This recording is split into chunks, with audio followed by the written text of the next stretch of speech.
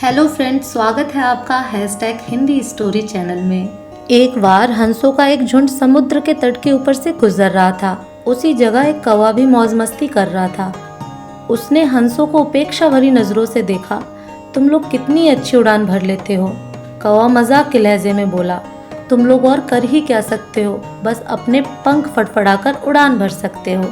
क्या तुम मेरी तरह फुर्ती से उड़ सकते हो, मेरी तरह हवा में कलाबाजियां दिखा सकते हो? नहीं, तुम तो ठीक से जानते भी नहीं कि उड़ना किसे कहते हैं। कौवे की बात सुनकर एक वृद्ध हंस बोला, ये अच्छी बात है कि तुम ये सब कर लेते हो, लेकिन तुम्हें इस बात पर घमंड नहीं करना चाहिए।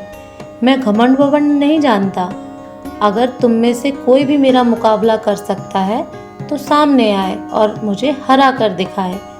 एक युवा नर हंस ने कौवे की चुनौती स्वीकार कर ली।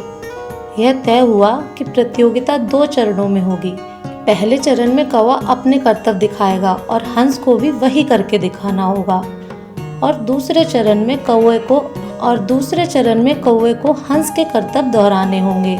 प्रतियोगिता शुरू हुई। पहले चरण की शुरुआत कौवे ने की और एक से बढ़कर एक कलाबाजियां दिखाने लगा। वह कभी गोल गोल चक्कर खाता तो कभी जमीन छूते हुए ऊपर उठ जाता। वहीं हंस उसके मुकाबले कुछ खास नहीं कर पाया।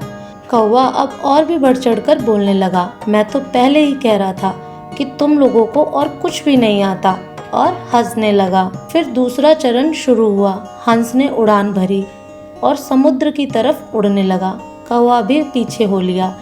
ये कौन सा कमाल दिखा रहे हो, भला सीधे सीधे उड़ना भी कोई चुनौती है?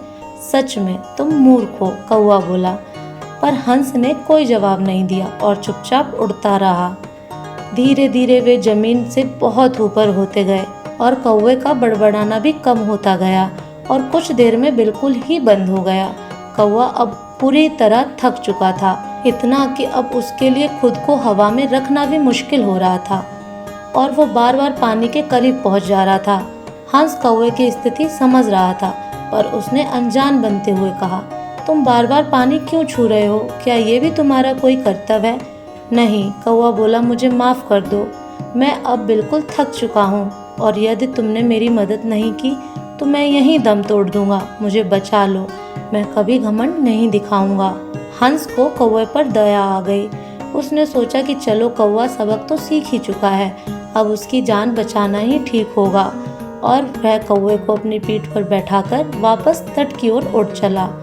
दोस्तों, हमें इस बात को समझना चाहिए कि भले हमें पता ना हो, पर हर किसी में कुछ न कुछ क्वालिटी होती है जो उसे विशेष बनाती है, और भले ही हमारे अंदर हजारों अच्छाई हो, पर यदि हम उस पर घमंड करते हैं तो देर सवेर हमें भी कौवे की तरह शर्मिंदा होना पड़ता है। एक पुरानी कहावत भी है, घमंडी का सर हमेशा नीचे रहता है।